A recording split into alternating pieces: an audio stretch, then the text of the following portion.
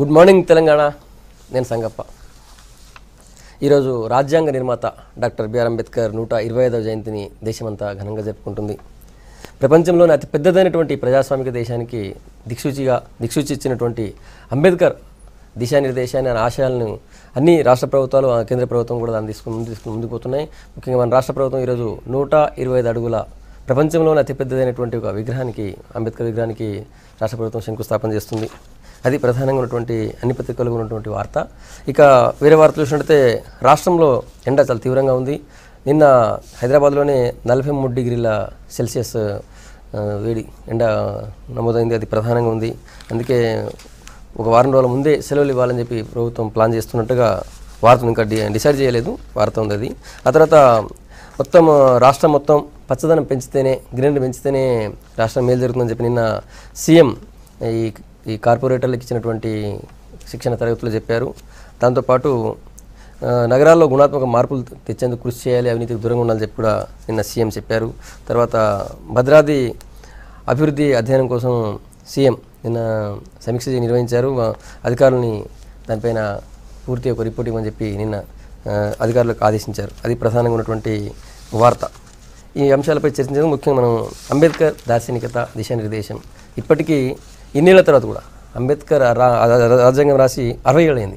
ఇప్పటికి కూడా ఆ రోజే ఈ 60 ఏళ్ల తర్వాత కావచ్చు, 100 ఏళ్ల తర్వాత ఎట్లాంటి సమస్యలు వస్తాయని చెప్పి ఆయన ఎట్లా ఊహించారు.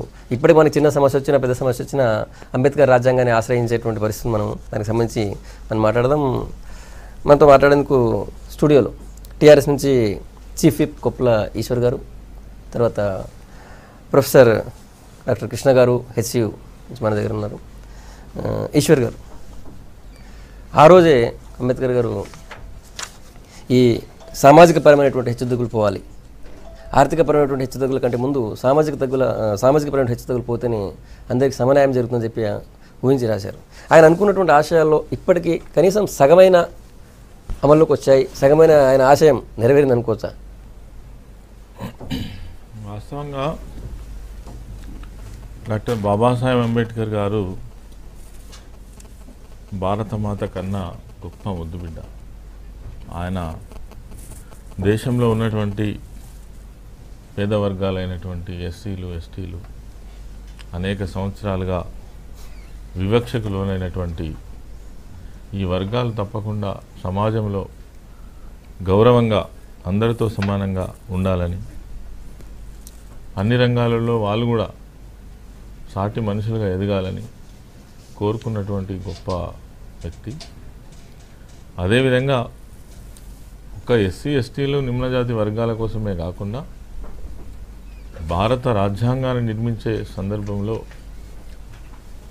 యావత్తు దేశానికి సంబంధించినటువంటి విషయాల పట్ల దృష్టి సాధించి ప్రతి విషయాన్ని కూడా మరి అధ్యయనం చేసి ప్రజలకు ఏ విధమైనటువంటి రాజ్యాంగం ఉంటే ఈ దేశం సుభిక్షితంగా ముందుకు సాగుతుందనేటువంటి ముందు చూపుతో మరి ఆనాడే అనేక విషయాలను అధ్యయనం చేసినటువంటి గొప్ప మహనీయుడు డాక్టర్ బిఆర్ అంబేద్కర్ గారు. ఈరోజు నిజంగా కూడా దేశవ్యాప్తంగా ఆయన యొక్క 125వ జయంతి ఉత్సవాలను జరుపుకోవడం చాలా సంతోషం. మీరు అన్నట్టుగా ఆయన ఆశించినట్టుగా మార్పు జరిగిందా అంటే ఖచ్చితంగా జరిగింది. ఆయన ఆలోచన విధానం మేరకు, ఆయన చూపించినటువంటి మార్గం మేరకు అనేక మంది మరి దళిత కుటుంబాల్లో కావచ్చు, ఎస్టీలలో కావచ్చు, బీసీలలో కావచ్చు, మైనారిటీలలో కావచ్చు, అనేక వర్గాలలో ఒక అనూహ్యమైనటువంటి మార్పును తీసుకురావడానికి, ప్రశ్నించేటువంటి శక్తిని తీసుకురావడానికి, హక్కులను అడిగేటువంటి ఒక మరి వాళ్ళకు ధైర్యాన్ని, స్థైర్యాన్ని ఇచ్చే విధంగా బాబాసాహెబ్ అందించినటువంటి రాజ్యాంగాన్ని మనం అనుకోవచ్చు. అదేవిధంగా ఇందులో ప్రధానమైనటువంటి విషయం, బాబాసాహెబ్ అంబేద్కర్ గారు ఆశించింది కేవలం ఒక గుర్తింపే కాదు, ఆర్థిక సాంఘిక స్వాతంత్రాన్ని ఏనాడైతే మనం సమపాలనలో అందించగలుగుతామో ఆనాడే నిజమైనటువంటి స్వాతంత్రం వచ్చినట్టుగా భావిస్తాం. అది ఇప్పటివరకు జరగలేదు.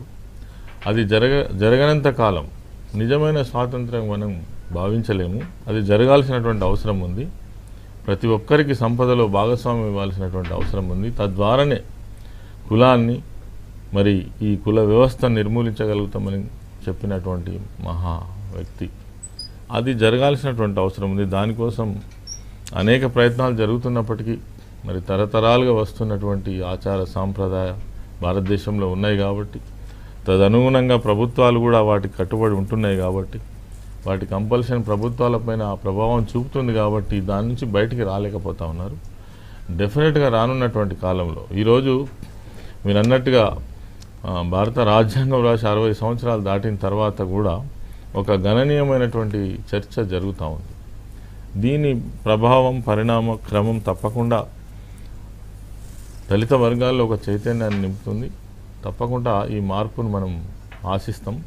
ఇప్పటికే రాజకీయ రంగంలో కావచ్చు, అదేవిధంగా ప్రభుత్వ ఉద్యోగ రంగాలలో కావచ్చు, విద్యారంగంలో కావచ్చు గణనీయమైనటువంటి మార్పు జరిగింది. అనేక మంది గొప్ప చదువులు చదువుకునేటువంటి అవకాశం, రాజకీయ రంగంలో మాలాంటి వాళ్ళు మామూలు స్థాయి నుంచి వచ్చినటువంటి వాళ్ళు ఎంతోమంది గొప్పగా ఎదిగేటువంటి అవకాశం, రాజ్యాంగ వ్యవస్థలో పాల్గొనేటువంటి అవకాశం, కింది వర్గాలకు తప్పకుండా న్యాయం జరిగే విధంగా ఆలోచన చేసేటువంటి అనేక మంది పెద్దలు మరి రాజ్య నిర్వహణలో వచ్చేటువంటి అటు పార్లమెంట్లో కావచ్చు, తర్వాత శాసనసభలో కావచ్చు, శాసన మండలిలో కావచ్చు, రాజ్యసభలో కావచ్చు వచ్చేటువంటి అవకాశం ఇది చాలా గొప్ప విషయం. కాబట్టి ఆ రోజు బాబాసాహెబ్ అంబేద్కర్ గారు ఇవన్నీ కూడా ఆలోచించి గుర్తించి నిర్మాణం చేసినటువంటి ప్రభావమే ఈరోజు మనం ఇవన్నిటిని కూడా చూడగలుగుతూ ఉన్నాం. తప్పకుండా మీరు అన్నట్టుగా మార్పు తప్పకుండా ఉంది. ఇంకా జరగాల్సింది చాలా ఉంది. ఆర్థికంగా, సాంఘికంగా భారతదేశంలో ఉన్నటువంటి ఇంకా సాంప్రదాయాలు ఇవన్నీ కూడా మారాల్సినటువంటి అవసరం. మళ్ళీ వస్తాను ఇద్దరికి. చర్చలో కాంగ్రెస్ నుంచి సీనియర్ నాయకులు మాజీ ఎంపీ మల్లు రవి గారు, తర్వాత బీజేపీ నుంచి బీజేపీ దళిత మోర్చా నాయకులు రాములు గారు అంటున్నారు. రైట్.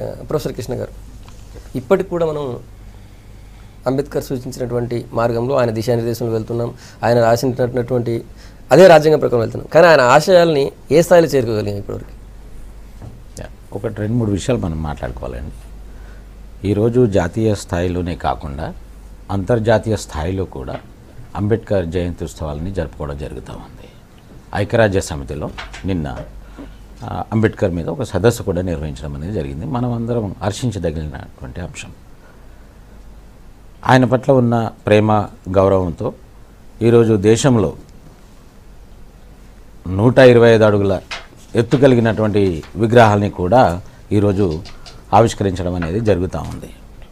అయితే మనం అంబేద్కర్ ఏం కోరుకున్నాడు, మనం ఏం చేస్తున్నాం అనే అంశాలని దృష్టిలో పెట్టుకోవాలి. 125 అడుగుల ఎత్తు కలిగిన విగ్రహాన్ని ఆయన కోరుకున్నాడా, ప్రజలు అంత ఎత్తుకు ఎదగాలని కోరుకున్నాడా అనేది చాలా ఇంపార్టెంట్. సరే, విగ్రహాలు ఇవన్నీ ఆయన పట్ల ఉన్న గౌరవంతో మనం చేసుకుంటాం, అదొక కార్యక్రమం, దాన్ని పెద్ద విమర్శించాల్సిన అవసరం కూడా లేదు. అయితే ఆయన చాలా స్పష్టంగా చెప్పాడు, ఈ వ్యవస్థలో ఆర్థిక దోపిడీ, సామాజిక అసమానతలు ఉన్నంత వరకు సమానత్వం ఏర్పడదు అనేది చాలా స్పష్టంగా చెప్పినటువంటి అంశం. ఇప్పటికి కూడా మనం అనేక స్థాయిల్లో ఆర్థిక దోపిడీని చూస్తున్నాం, సామాజిక అసమానతల్ని చూస్తూ ఉన్నాం. ఇందాక చెప్పినట్లుగా మార్పులు జరిగినాయి, కానీ ఆయన ఆశించిన మార్పులు ఇంకా చాలా దూరంగానే ఉన్నాయి, రాలేదు. ఆయన ఎప్పుడైతే ఈ దోపిడీ, ఆర్థిక దోపిడీ పోతుందో, సామాజిక అసమానతలు అంటే కుల వ్యవస్థ, సామాజిక అసమానతలకు మూలమైనటువంటిది కుల వ్యవస్థ. ఆయన స్పష్టంగా తన రచనలో అనిలేషన్ ఆఫ్ క్యాస్ట్ గురించి మాట్లాడాడు. అనిలేషన్, ఎరాడికేషన్ కూడా అనలేదు. అక్కడ మాట మనం ఆలోచించాలి. అనిలేషన్ అంటే ధ్వంసం. ఈ కుల వ్యవస్థను ధ్వంసం చేయాలన్నాడు. ఆ కోణం నుంచి కానీ మనం చూస్తే ఇంకా చాలా దూరంలోనే ఉన్నాం. ఆయన ఇంకా దూరంలో ఉన్నాం, చాలా దూరంలో ఉన్నాం. ఎందుకంటే ఈరోజు నేను హైదరాబాద్ సెంట్రల్ యూనివర్సిటీ నుంచి ఉన్నాను. అక్కడ జరుగుతున్నటువంటి వివక్షత చూస్తూ ఉంటే పిల్లలను సంఘ బహిష్కరణ చేస్తున్నటువంటి సందర్భం మనం చూస్తూ ఉన్నాం. ఈరోజు ప్రజలు ఏమి తినాలో ఏమి తినకూడదో నిర్దేశిస్తున్నటువంటి పరిస్థితులను మనం చూస్తూ ఉన్నాం. ఎలాంటి బట్టలు కట్టుకోవాలో అలాంటి మాటలు మనం వింటున్నాం. అంటే ఇంకా మనకు స్వాతంత్రం ఎంతో దూరంలో ఉంది అనేది ఆలోచిస్తే ఇంకా అంబేద్కర్ ఇంకా అంబేద్కర్ని అర్థం చేసుకోవాల్సినటువంటి సమాజం ఇంకా ఏర్పడలేదనేది నాకు అనిపిస్తూ ఉంది. కాబట్టి అంబేద్కర్ ఇంకా చాలా రిలవెంట్ అవుతున్నాడు రోజు రోజుకు. ఈ 21వ శతాబ్దం మొత్తం అంబేద్కర్ యుగంగా మనం పేర్కొనవచ్చు. ఆయన ఇచ్చినటువంటి ఒక్కొక్క రచన కానీ, ఆయన చెప్పినటువంటి ఒక్కొక్క మాట కానీ నిజంగా ఈ సమాజం అర్థం చేసుకుందా? అర్థం చేసుకుంటే ఈ రకంగా ఉంటామా? ఈరోజు ఆయన రాజ్యాంగ నిర్మాతగా లేకపోతే నవభారత నిర్మాతగా మనం గౌరవిస్తున్నాం, గౌరవించాలి కూడా. కానీ అది కేవలం గౌరవించడం వరకైనా, పూలదండలు వేయడం వరకైనా, జీవితంలో సమాజంలో మనం ఆచరించడానికి అవకాశాలు లేవా అనేది మనం కొంచెం ఆలోచిస్తే బాగుంటుంది అనేది నా అభిప్రాయం. రైట్. రవి గారు, 60 ఏళ్ల కిందనే భవిష్యత్తులో ఇట్లాంటి సమస్యలు వస్తాయి, ఎట్లాంటి సమస్యలు వస్తాయి, దానికి ఏం పరిష్కారం చూపించాలని చెప్పి అంబేద్కర్ ఆ రోజే ఆయన ఆలోచించారు. ఆ రోజు రాజ్యాంగం రాస్తున్నప్పుడే ఇంత దూరదృష్టిని ఆయన ఎట్లా ఊహించగలిగారు?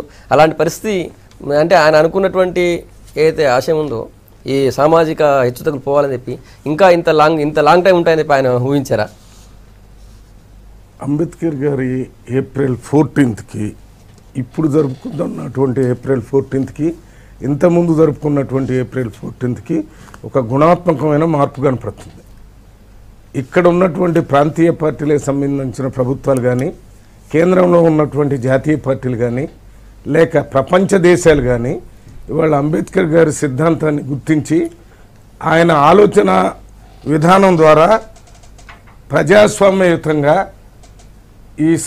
ఈ వ్యవస్థలో మార్పు తీసుకొని వచ్చి సమసమాజాన్ని స్థాపించవచ్చు అనేటటువంటి ఆలోచన ఇవాళ కలగటానికి కారణం అంబేద్కర్ గారు ఇచ్చినటువంటి ఆ రాజ్యాంగం కానీ, ఆయన ఆలోచన విధానం కానీ, ఆయన పోరాట చరిత్ర కానీ, ఇవన్నీ కూడా ఇవాళకి ఇప్పుడు ఈరోజు 14th ఏప్రిల్ ఈ రోజు నుంచి ఒక ప్రత్యేకమైన దినంగా చరిత్రలో మిగిలిపోతుంది అనుకుంటున్నాను. ఎందుకంటే అంబేద్కర్ 125వ జన్మదినం ఆ రోజు కంటే ముందు, అంటే బిఫోర్ క్రైస్ట్ ఆఫ్టర్ క్రైస్ట్ అని అట్లా ప్రపంచంలో ఇవాళ టైం అని, before 125 years Ambedkar, after 125 years Ambedkar. ఎందుకు చెప్తున్నానంటే ఎన్నో కారణాల వల్ల కొన్ని పార్టీలు, ఇప్పుడు రాజకీయాలు కాకుండా కొన్ని పార్టీలు అప్పుడు అంబేద్కర్ అంటే ఈయన దానికి వ్యతిరేకం, దీనికి వ్యతిరేకం, ఈయన ఎస్సీల కోసం మాట్లాడతాడు, ఎస్టీల కోసమే మాట్లాడతాడని అన్నారు. కానీ ఇవాళ ఎవరైతే ఆయన్ని ఆ రకంగా మాట్లాడారో వాళ్ళే నెత్తిన పెట్టుకుంటున్నారు. నిన్న మొన్న పార్లమెంట్లో ఒక అంబేద్కర్ గారి రాజ్యాంగాన్ని గురించి 2 రోజులు ప్రత్యేకంగా చర్చ జరిగింది. ఆ చర్చలో ప్రభుత్వంలో ఉన్నటువంటి బీజేపీ పార్టీ కానీ, ప్రతిపక్షంలో ఉన్న కాంగ్రెస్ పార్టీ కానీ, లేక చిన్న ఆర్జేడీలు కానీ, ఎస్పీ కానీ, లేకపోతే మమతా బెనర్జీ పార్టీ కానీ, ఏడీఎంకేలు కానీ, వీళ్ళందరూ కూడా యునానిమస్గా ఆ అంబేద్కర్ గారు రాసిన రాజ్యాంగం అత్యున్నతమైంది, మన భారతదేశంలో ఉన్నటువంటి సామాజిక, ఆర్థిక, రాజకీయ పరిస్థితుల్ని మార్చడానికి ఈ అంబేద్కర్ రాసిన రాజ్యాంగం చాలా ఉపయోగపడుతుంది, అది కూడా ప్రజాస్వామ్యయుతంగానే. ఈ సందర్భంలో ఒక మాట చెప్పాల్సిన అవసరం ఏంటంటే, అంబేద్కర్ గారు రాజ్యాంగాన్ని పూర్తి చేసిన తర్వాత పార్లమెంట్లో ఇచ్చేటప్పుడు ఒక మాట చెప్పాడని చదువుతున్నాము. అంబేద్కర్ గారు ఆ రోజు భారతదేశంలో ఉన్నటువంటి ప్రజలకి ఓటు హక్కు ఇచ్చాడు.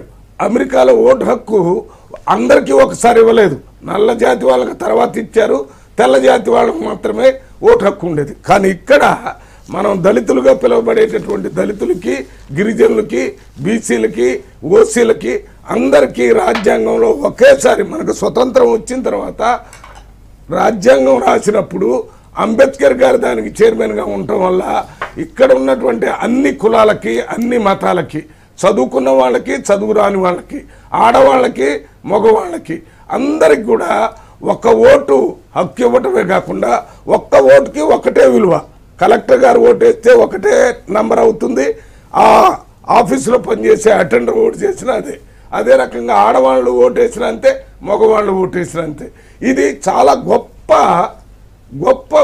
ఒక ప్రత్యేక పరిస్థితిని, ప్రజాస్వామ్యం అంటే ప్రజల ద్వారా ఎన్నికైన ప్రభుత్వం అనేది దాని అర్థం.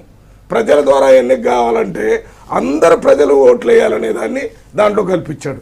కానీ ఆ రోజు ఒక మాట చెప్పాడు, ఇవాళ్ళకి అంటే రాజ్యాంగాన్ని ఇచ్చే రోజుకి భారతదేశంలో మనం ఇవాళ ప్రజలందరికీ ఓటు హక్కును సమానంగా ఇచ్చాం.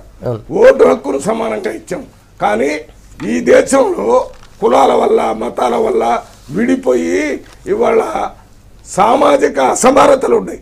కొంతమంది పుట్టగానే వాళ్ళు చిన్నవాళ్ళని ఊరు బయట ఉండాలని, బళ్ళోకి రావద్దని, నీళ్లు తీసుకోవద్దని, బావిలో నీళ్లు చెరువులో నీళ్లు తీసుకోవద్దని, వాళ్ళకి సామాజికంగా ఇవ్వాల్సిన గౌరవం ఇవ్వకుండా ఉండే పరిస్థితి ఈ దేశంలో సామాజిక అసమానత ఉంది.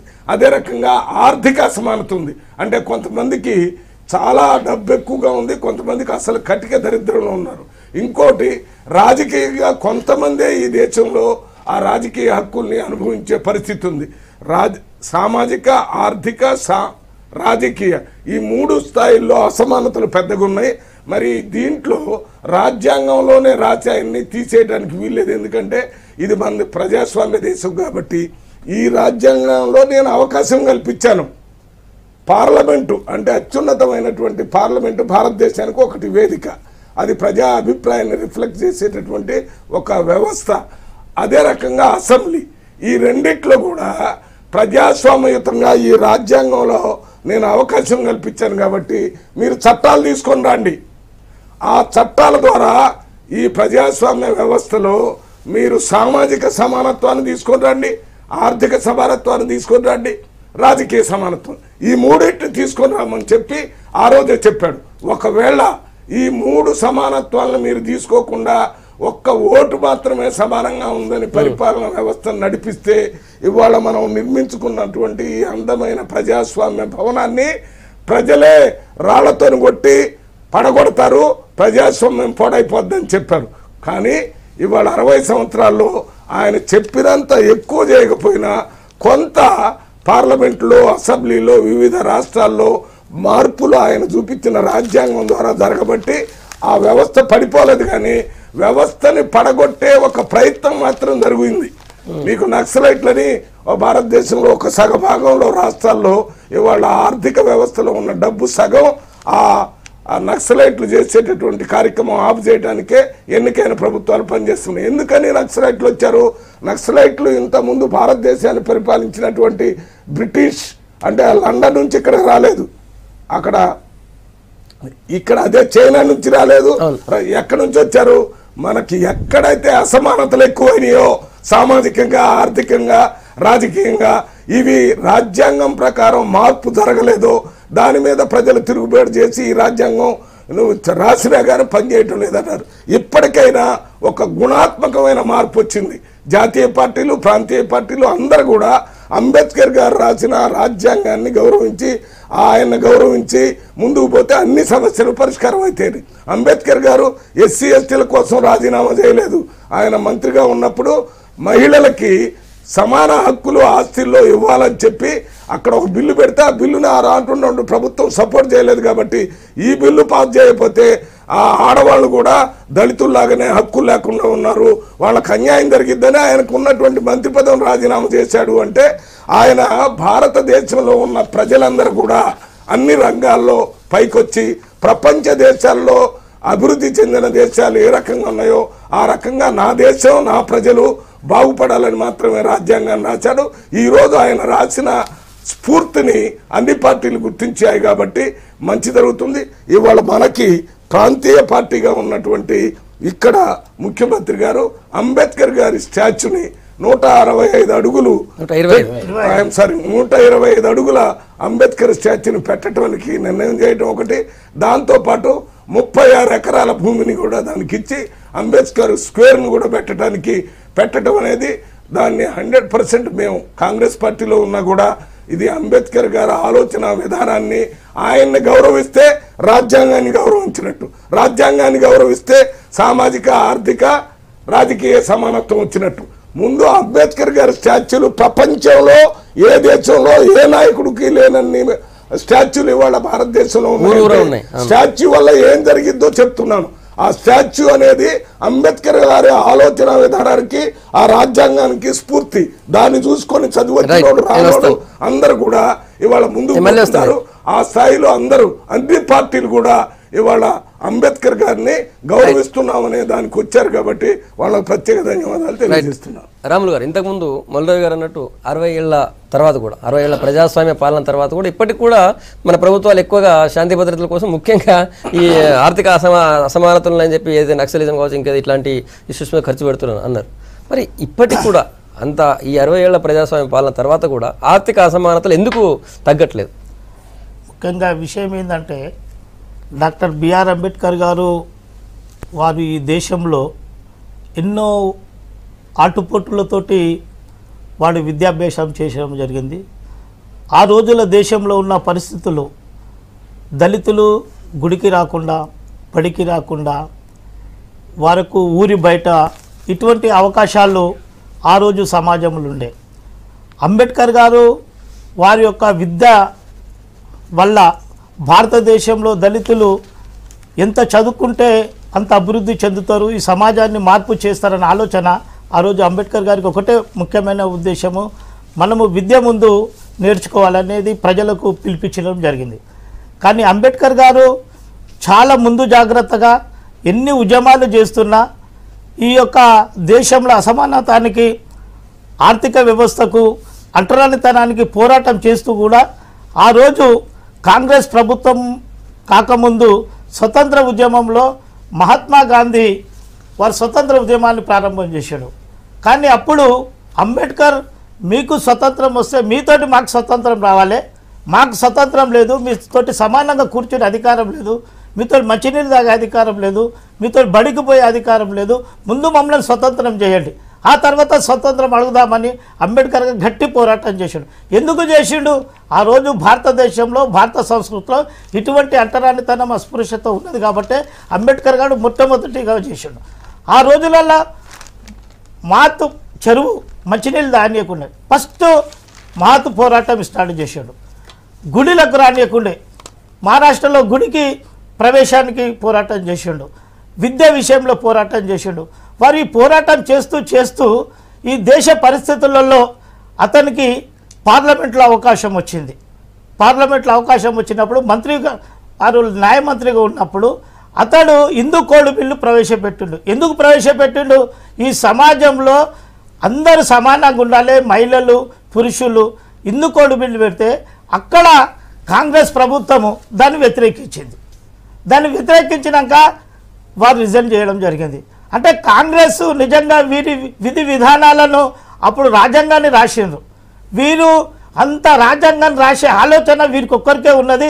కాంగ్రెస్లో ఉన్న ఎంతోమంది మేధావులకు ఈ ఆలోచన లేకుండే. అప్పుడు కాంగ్రెస్ వాళ్ళు అంబేద్కర్ పార్లమెంటు నుండి ఈ యొక్క మహారాష్ట్ర రిపబ్లికన్ పార్టీ నుండి పోటీ చేసినప్పుడు వారు కాంగ్రెస్ వాళ్ళు ఓడగొట్టిర్రు. ఒకటేమో కాంగ్రెస్ వారు ఒక విద్యావంతుని ఒక మేధావిని పార్లమెంట్ రాకుండా అడ్డుకున్నారు. ఒకవైపు అతడు ఓటక్కు విషయంలో వచ్చినప్పుడు మన మల్లురావి గారు గాంధీ గారితో వారు విభేదించారు. మాకు ఈ సమాజంలో సమానత్వం లేదు కాబట్టి సపరేట్ ఓటక్కు మాకు ఇవ్వాలి. అప్పుడు గాంధీ గారు అండర్స్టాండ్ చేస్తాడు. అప్పుడు వారికి అండర్స్టాండ్ చేస్తే కాంగ్రెస్ వాదులు అందరూ వచ్చి నీ దోషద్రోహి అంబేద్కర్ గారు ఈ గాంధీని ఈ హతమార్చే ఆలోచనలో ఉన్నది తన దేశాన్ని చిత్రీకరించారు. ఈరోజు అదే విషయాన్ని అంబేద్కర్ గారిని నిలువెత్తున ఆలోచన చేస్తారు. నిజంగా అంబేద్కర్ గారికి ఆలోచన ఉంటే స్వతంత్రం వచ్చిన 56 సంవత్సరాలు కాంగ్రెస్ అధికారంలో ఉండే. వారి ఆలోచన రాజ్యాంగంలో మొత్తము వారి ఆలోచన కల్పించారు. కానీ ఎప్పుడు కూడా అంబేద్కర్ గారి ఆలోచన విధానానికి వారు ఎప్పుడు కూడా పనిచేయలే. ఈశ్వర్ గారు, ఈరోజు ప్రపంచంలో ఎంతమంది రవి గారు చెప్పిన ప్రపంచంలో ఎవరికి లేనన్ని విగ్రహాలు అంబేద్కర్ గారికి ఉన్నాయి. మొత్తం ఊరు ఒక్కొక్క ఊరిలో చిన్న ఊరున్నా కనీసం 2 విగ్రహాలు ఉంటాయి, ఒక్కడనే ఖచ్చితంగా ఉంటుంది. ఎందుకంటే అంబేద్కర్ స్ఫూర్తిని అంబేద్కర్ యొక్క ఆశయాన్ని మనం ముందుకు పోవాలి, అదే విధంగా పోవాలి. కానీ ఇప్పటికీ ఆయన చెప్పినటువంటి అణగారిన వర్గాలు దళితులు పూర్తి చదువుకుంటేనే మా అభివృద్ధి అయినట్టు సమాజ నిర్మాణంలో ఒక అడుగు వేసినట్టు అన్నారు. కానీ ఆ స్థాయిలో ఇంకా ఎందుకు పోలేకపోతారు? పోయిరంటారా? ఖచ్చితంగా అంబేద్కర్ ఆలోచన విధానాన్ని ఈరోజు దేశమంతా కూడా అన్ని వర్గాలు కూడా ఆమోదించేటువంటి పరిస్థితి వాస్తవంగా ఇన్ని సంవత్సరాల తర్వాత కూడా ఇది చాలా గొప్ప పరిణామం. ఇది ఆచరణలో ఇంకా పకడ్బందీగా అమలు కావాల్సినటువంటి అవసరం ఉంది. ఆయన కోరుకున్నది ఏంటంటే అమలు కాకపోవడానికి ఎవరి వైఫ్ అమలు కావాల్సినటువంటి అవసరం ఉంది. ఇప్పటికి కూడా దళితులు అంటే అణగారిన ఎవరిది వర్గాలకి ఇప్పుడు నాణ్యమైనటువంటి విద్య ఎందుకు దొరకట్లేదు? ఆయన ఫస్ట్ చెప్పింది చదువుకోవాలందరం చెప్పారు. రైట్ చదువు ద్వారానే చదువు ద్వారానే విముక్తి లభిస్తుందని అవును. చెప్పినటువంటి మహనీయుడు అంబేద్కర్ గారు. ఎందుకంటే దళితులకు ఏ రకమైన ఆస్తులు ఉన్నాయి, భూమి ఉండదు, చదువు ఉండదు, పరిశ్రమ ఉండదు, చేసుకోవడానికి పని ఉండదు. కాబట్టి నువ్వు దాని నుంచి ఎట్లా విముక్తి అవుతావు? చదువుకోవడం ద్వారానే విముక్తి అవుతామని చెప్పినటువంటి మాట. అయితే అందులో భాగంగానే గతంలో ఉన్నటువంటి ప్రభుత్వాలు వారి వారి స్థాయిని బట్టి చేస్తూ వచ్చినప్పటికీ ఈరోజు ప్రజాస్వామ్య వ్యవస్థలో తప్పనిసరిగా గుర్తించక తప్పని పరిస్థితి ఈరోజు వచ్చింది. ఏ ప్రభుత్వాలు వచ్చినా తప్పకుండా అంబేద్కర్ ఆలోచన విధానాన్ని అమలు చేయాలనేటువంటి భావంతో ఈరోజు తెలంగాణ రాష్ట్ర ప్రభుత్వం మన హైదరాబాద్ నగరంలో అంబేద్కర్ గారి యొక్క విగ్రహాన్ని 125 అడుగుల ఎత్తు విగ్రహాన్ని పెట్టడం అనేటువంటిది నిజంగా కూడా చాలా గొప్ప నిర్ణయం. ఇది ప్రజాస్వామ్య వ్యవస్థకు ఒక మచ్చుతునక. ఇలా మా గౌరవ ముఖ్యమంత్రి గారు తీసుకున్నటువంటి నిర్ణయం ఏదైతే ఉందో యావత్ దేశం హర్షించేటువంటి పరిస్థితి. ఈరోజు యావత్ దేశం తెలంగాణ రాష్ట్రం వైపు చూసేటువంటి పరిస్థితి ఈ నిర్ణయం వల్ల కలిగింది. అదేవిధంగా దేశంలో ఉన్నటువంటి అన్ని వర్గాలకు సంబంధించినటువంటి ప్రజలు ఎంత గొప్ప నిర్ణయం తీసుకున్నారు. ఇప్పటికైనా డాక్టర్ బాబాసాహెబ్ అంబేద్కర్ గారి గుర్తింపు తెలంగాణ రాష్ట్రంలో ఎంత గొప్పగా జరుగుతూ ఉంది. ఈసారి జరుగుతున్నటువంటి ఉత్సవాలను కనుక మనం చూసినట్టయితే గతంలో కూడా ఇంత గొప్పగా ఏ ప్రభుత్వాలు నిర్వహించినటువంటి సందర్భాలు లేవు. నేను విమర్శ కోసం మాట్లాడడం లేదు. ఈసారి ఒక ప్రత్యేకమైనటువంటి పద్ధతిలో, గతంలో అయితే కేవలం ప్రజా సంఘాల మీద వదిలిపెట్టి కొంత బడ్జెట్ రిలీజ్ చేసి ఏదో మొక్కుబడి కార్యక్రమంగా జరిగేటువంటి పరిస్థితి. ఈరోజు యావత్తు ప్రభుత్వం నిమగ్నమై, ముఖ్యమంత్రి గారు నిమగ్నమై ఈసారి తీసుకోవాల్సినటువంటి చర్యల పట్ల కూడా అసలు దళితులకు మనం ఏం చేస్తే వాళ్ళను విముక్తి చేయగలుగుతాం, అదేవిధంగా అణగారిన వర్గాలైనటువంటి ఎస్టీలు కానీ ఇతర వర్గాలను కానీ ఏం చేస్తే వాళ్ళను ఆ స్థాయి నుంచి ముందుకు తీసుకురాగలుగుతాం అనేటువంటి గొప్ప ఆలోచనలు ఈ సందర్భంగా జరుగుతూ ఉన్నాయి. అంతేకాకుండా ఈ యొక్క విగ్రహం స్థాపించడం వల్ల ఒక ఆత్మస్థైర్యాన్ని, మనోధైర్యాన్ని, ఒక విశ్వాసాన్ని నింపుతున్నట్టుగా కూడా ఈరోజు యావత్తు దళిత వర్గాలు ఫీల్ అయ్యేటువంటి ఒక అవకాశం ఉంది. ఎందుకంటే మమ్మల్ని పట్టించుకునేటువంటి ప్రభుత్వం ఈరోజు వస్తుంది, మమ్మల్ని పట్టించుకునేటువంటి మా కోసం ఆలోచించేటువంటి ప్రభుత్వం ముఖ్యమంత్రి గారు ఉన్నారనేటువంటి ధైర్యాన్ని ఈ సందర్భంగా ఇవ్వడం జరుగుతుంది. అంతేకాకుండా తీసుకున్నటువంటి చర్యలను కూడా చూసినట్టయితే ఈరోజు అంబేద్కర్ భవన్ ఏదైతే లోయర్ ట్యాంక్ బండ్లో ఉన్నదో అనేక సంవత్సరాల క్రితం అంటే శిథిలావస్థలో ఉన్నది. ఈరోజు దానికి దాదాపు 36 ఎకరాల ల్యాండ్ను కేటాయించి తర్వాత మన 25 కోట్ల రూపాయలతోటి బ్రహ్మాండమైనటువంటి ఒక భవన్, అందులోనే మొత్తం ఎస్సీలకు సంబంధించినటువంటి యాక్టివిటీ మొత్తం అక్కడే జరిగేటట్టు ఒక్క విషయాన్ని. అదేవిధంగా సెంటర్ ఫర్ దళిత్ స్టడీస్ ఉంది. ఇది గత చాలా సంవత్సరాల నుంచి అధ్యయనం చేస్తున్నటువంటి ఒక సంస్థ, స్వచ్ఛంద సంస్థ. దాన్ని ప్రోత్సహించడం కోసం కూడా ప్రభుత్వం ఇంత గొప్పగా నిర్ణయం తీసుకోవడం అంటే ఖచ్చితమైనటువంటి విషయాలు ప్రజలకు తెలియాలి, ప్రభుత్వాలకు ఒక సలహా సూచనగా కూడా ఇటువంటి సెంటర్స్ ఉండాలి అనే ఉద్దేశంతో మరి ప్రభుత్వం ఇంత ప్రోత్సాహం ఇవ్వడం. అదే కాకుండా నాకు తెలిసి ఈరోజు గౌరవ ముఖ్యమంత్రి గారు సభలో కూడా అనేక విషయాల పట్ల దళితులకు సంబంధించినటువంటి అనేక మరి వాళ్ళ సంక్షేమ కార్యక్రమాలను కూడా ప్రకటించేటువంటి అవకాశం ఉంది. నాకు తెలిసి చదువు పట్ల, చదువుకునే అవకాశాలను మెరుగు చేసేటువంటి ఉద్దేశంతో చాలా గొప్ప కార్యక్రమాలను ఈరోజు ముఖ్యమంత్రి గారు ప్రకటిస్తారని నేను అనుకుంటా ఉన్నాను. అంతేకాకుండా ఇంకొక విషయం ఏంటంటే ఈరోజు ఒక్క మన భారతదేశమే కాకుండా తెలంగాణ రాష్ట్రమే కాకుండా అంబేద్కర్ గారి జయంతిని తొలిసారిగా ఐక్యరాజ్య సమితి జరుపుకోవడం అనేటువంటిది భారతదేశ కీర్తిని సూచించే నిజంగా ఖండంతరాలు దాటిపోయింది ఒక్క విషయం. అంతేకాకుండా అసలు భారతదేశం గుర్తించనంతగా కూడా ఈరోజు ఐక్యరాజ్య సమితి ఈ 14th ఏదైతే అంబేద్కర్ గారి జన్మదినాన్ని ఒక నాలెడ్జ్ డేగా గుర్తించడం అనేటువంటిది కూడా చాలా గొప్ప విషయం. ఇది భారత ప్రజలందరికీ కూడా గర్వకారణం ఈ సందర్భంగా. కాబట్టి అంబేద్కర్ ఆలోచన విధానాన్ని తప్పకుండా భారతదేశం ఇప్పటికైనా గుర్తించి తాను చెప్పినటువంటి ప్రతి విషయాన్ని కూడా అమలు చేసినట్టయితే దేశంలో అనేక విషయాలు పరిష్కారం అవుతాయి అనేటువంటిది గుర్తించాల్సిన అవసరం ఉంది.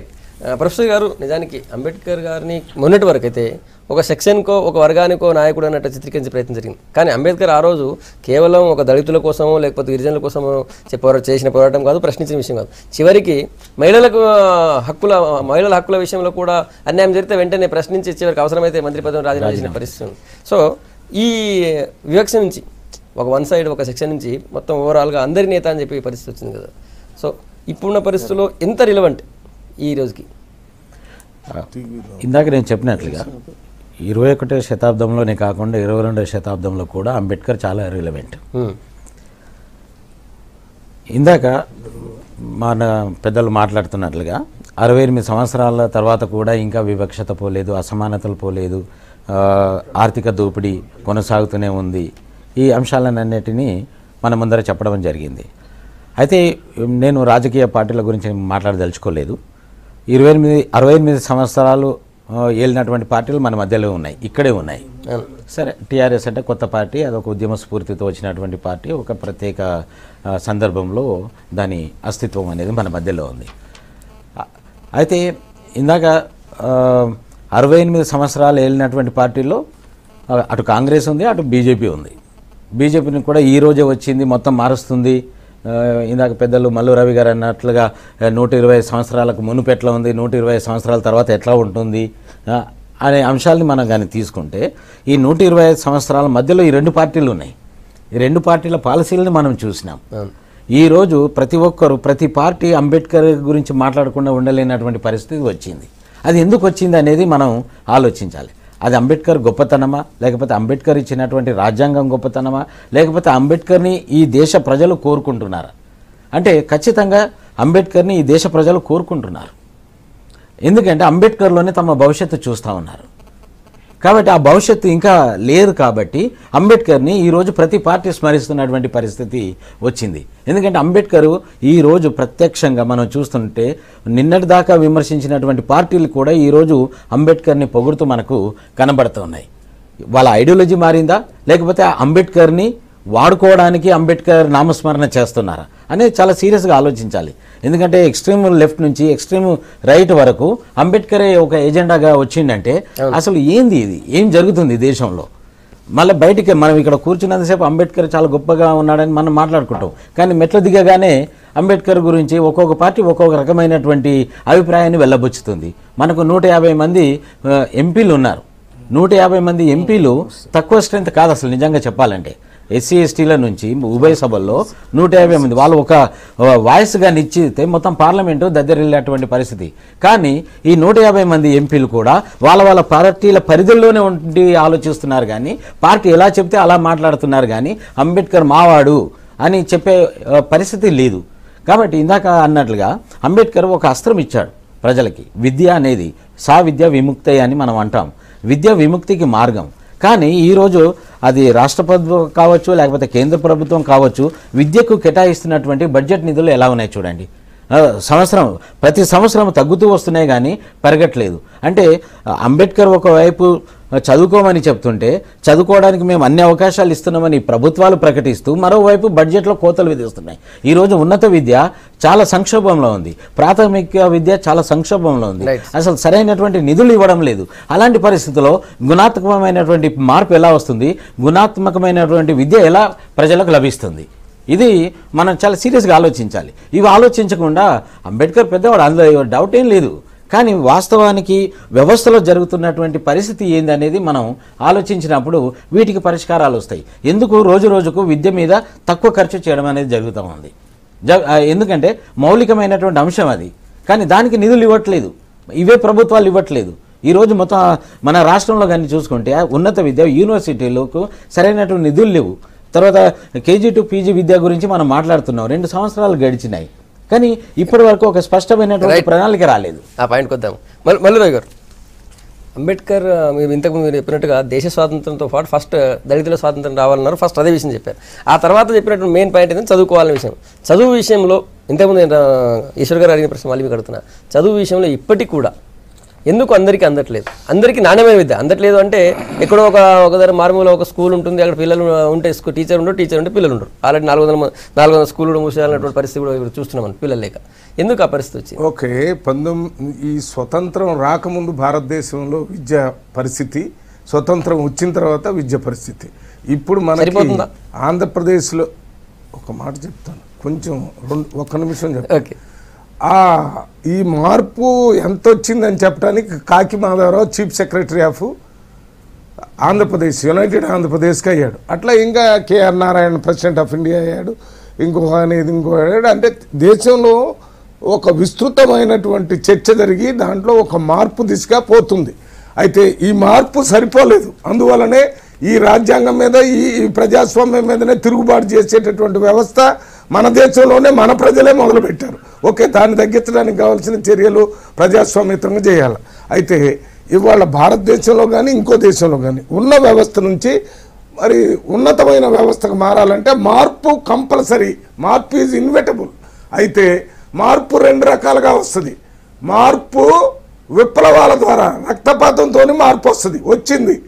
రష్యాలో వచ్చింది, చైనాలో వచ్చింది, ఇంకా చాలా చిన్న చిన్న దేశాల అది రక్తపాతం ద్వారా వచ్చింది. ఆ విషయం మన అంబేద్కర్ గారికి తెలుసు. అదే రకంగా ఇంకో రకంగా ఎట్లా వస్తుంది, ప్రజాస్వామ్యయుతంగా కూడా మార్పు వస్తుంది. ఆ మార్పు రావాలనే రాజ్యాంగంలో అన్ని ఏర్పాట్లు చేసినటువంటి అంబేద్కర్ గారు ఇవాళ దానివల్లనే మీరు ఒక్కసారి చూస్తే ల్యాండ్ సీలింగ్ కానీ, బ్యాంకుల జాతీయకరణం కానీ, రైట్ టు ఇన్ఫర్మేషన్ యాక్ట్ కానీ, లేకపోతే ఎంప్లాయ్మెంట్ గ్యారంటీ స్కీమ్ కానీ, లేకపోతే ఇంకోటి ఏదో ఉంది మనకి కరువు సెక్యూరిటీ, ఫుడ్ సెక్యూరిటీ కానీ, ఇవన్నీ కొద్దిగా మొదలై వస్తున్నాయి. ఇవి సరిపోలేదంటున్నారు. వీటిని పెద్ద ఎత్తున ప్రజాస్వామ్యయుతంగా రాజ్యాంగానికి అనుగుణంగా బిల్లు పెట్టుకోవడానికి పార్లమెంట్ ఉంది, బిల్లు పెట్టుకోవడానికి ఇక్కడ అసెంబ్లీ ఉంది. ఇవి జరగాల. మార్పు 2 రకాలు అన్నాం కదా, రక్తపాతం లేకుండా రక్తపాతంతో. ఇవాళ రక్తపాతంతో జరిగేటటువంటి విప్లవాలు ఆగిపోయినాయి. ప్రపంచ దేశాల మొత్తంలో కూడా రక్తపాతం ద్వారా కాదు, మనకు ప్రజాస్వామ్యయుతంగా జరిగిన ఎన్నికల ద్వారా ఆ వ్యవస్థల ద్వారా, అంటే పార్లమెంట్ కానీ అసెంబ్లీ ద్వారా మార్పు వస్తుంది. ఇవాళ అనివార్యమైన పరిస్థితి రావటం వల్లనే, అంటే ఈ మార్పు కంపల్సరీ, అది ప్రజాస్వామ్యం ద్వారా జరగాలి, లేకపోతే మళ్ళీ వెనక్కిపోయి రక్తపాతం జరిగేటటువంటి పరిస్థితి ఉంది. ఇది ఎవరికి ఇష్టం లేదు. కాబట్టి జాతీయ పార్టీలు, ప్రాంతీయ పార్టీలు అన్నీ కూడా ఇవాళ అంబేద్కర్ గారి ఆలోచన విధానాన్ని, ఆ రాజ్యాంగాన్ని బలవంతంగా కానీ ఏ రకంగానైనా ఒప్పుకున్నారు. అందువల్లే ఇది ల్యాండ్ మార్క్ అంటున్నాను. ఈ ల్యాండ్ మార్క్ వచ్చిన తర్వాత ఈ విద్యలో ఇంకా ఎన్నో మార్పులు రావాలా. ఎన్నో ప్రభుత్వాలు ఎన్నో చెప్పినాయి. ఇవి ఇక్కడ మొన్న జరిగినటువంటి మేనిఫెస్టోలో వీళ్ళు చెప్పారు KG to PG అని. మళ్ళీ ఈ వ్యవస్థని వీళ్ళు చేయకపోతే ఈ ప్రజాస్వామ్యంలో ఇంకొక వాళ్ళు వచ్చి చేస్తామని చెప్తారు. అంతే తప్ప వెనక్కిపోయే పరిస్థితి లేదు. ఒక్కటే చెప్తున్నాను, అంబేద్కర్ గారు ఒక్క దళితుల కోసమే చేసిందనేది మాత్రం అది ఒక కోణం, ఒక చిన్న భాగం అంతే. ప్రపంచంలో రిటర్న్ గా రాసి ఉంచుకున్న రాజ్యాంగాల్లో అతిపెద్ద రాజ్యాంగం మంది. మరి ఇది మొత్తం ఆడవాళ్ళ కోసం, రైతుల కోసం, చిన్న రాష్ట్రాల కోసం, ప్రజల హక్కుల కోసం, జుడిషియరీ కోసం అన్నిటి దాంట్లోనే రాశాడు. ఇవాళ ఏమి జరగాలన్నా రాష్ట్ర ప్రభుత్వం, కేంద్ర ప్రభుత్వం కూడా రాజ్యాంగానికి అనుకూలంగానే చేయాలి. కాకపోతే సుప్రీంకోర్టు దాన్ని కొట్టేస్తుంది, హైకోర్టు కొట్టేస్తుంది, కేంద్ర కోర్టులు కొట్టేస్తుంది. అంత పెద్ద అవకాశం ఉంది. ఈ అవకాశాన్ని భారతదేశ ప్రజలే కాకుండా ప్రపంచ పీడిత దేశాలకు సంబంధించిన UNOలో కూడా నిన్న అంబేద్కర్ గారి గురించి ఒక చర్చ జరిగింది. అటువంటిది సాగిపోతుంది. రాములు గారు, ఇప్పుడున్న పరిస్థితిలో ఇంతకుముందు కంటే కూడా ఇప్పుడు అంబేద్కర్ని స్మరించుకోవాల్సిన, అంబేద్కర్ గురించి మాట్లాడాల్సిన పరిస్థితి అన్ని వర్గాలకు, అన్ని రాజకీయ పార్టీలకు వచ్చింది. నిజంగానే అన్ని రాజకీయ పార్టీలు అంబేద్కర్ దీన్ని ఫాలో అవుతాయి కూడా. కేవలం ఆయన పేరును వాడుకొని ఓట్లు దండుకునే ప్రయత్నం చేస్తున్నాయి రాజకీయ పార్టీలు. కానీ కొన్ని మీరు ఆలోచన విధానం అయితే కొన్ని రాజకీయ పార్టీలు అయితే ఓటు బ్యాంక్ గురించి ఆలోచన జరుగుతుండన్నది ఒకటి అనుమానం. ముఖ్యంగా అంబేద్కర్ ఆలోచన విధానంతో ఏ ప్రభుత్వాలు ఏ విధంగా పనిచేస్తున్నా అనేది చాలా ముఖ్యమైన విషయం. తరతరాలుగా జరుగుతున్న దోపిడీ విధానాలు మనం అంతా చర్చ జరుగుతుంది, 60 సంవత్సరాల నుండి ఇది జరుగుతుంది. కానీ అంబేద్కర్ ఏం ఆశించిండు? అధికారంలో వచ్చిన వ్యక్తులు, దళితులు, బడుగు బలైన వర్గాలకు తన ప్రభుత్వంలో ఎటువంటి డెవలప్మెంట్ చూపిస్తారని ఆశించిన వ్యక్తులు, ప్రజలు, దళితులు, వేరే వర్గాలు. కానీ కేంద్రంలో బీజేపీ అధికారంలో వచ్చినాక అంబేద్కర్ ఆలోచన విధానంతో ఎవరు పనిచేస్తున్నారని విమర్శలు చాలా జరుగుతాయి. ఈరోజు ఓటు గురించి నరేంద్ర మోడీ గారు దళితులకు దగ్గర అయ్యాడు, అంబేద్కర్ యొక్క ప్రోగ్రాంలు చేస్తున్నారని ఆలోచన జరగవచ్చు. కానీ ఒక విషయం ఇక్కడ, అంబేద్కర్ ఏదైతే అతని ఆలోచన ఉండేనో, చిన్న రాష్ట్రాల విషయము అంబేద్కర్ గారు చెప్పారు, పాకిస్తాన్ విడదీయొద్దని అంబేద్కర్ గారు చెప్పారు, కశ్మీర్ విషయంలో, లోయల విషయంలో అంబేద్కర్ గారు చెప్పారు. అది ఒక విషయం. అదే దానిని భారతీయ జనతా పార్టీ అంబేద్కర్ ఆలోచన విధానంతో పార్టీలో పనిచేస్తుంది. రెండో విషయము, అంబేద్కర్ గారు ఎక్కడైతే అతడు చనిపోయాడో, కనీసము ఈ దేశానికి, భారతదేశానికి ప్రపంచమైన కీర్తి ప్రతిష్టలు జరుగుతున్నాయి. కానీ ఏ విధంగా అయితే గాంధీ మహాత్మ ఉంది, తర్వాత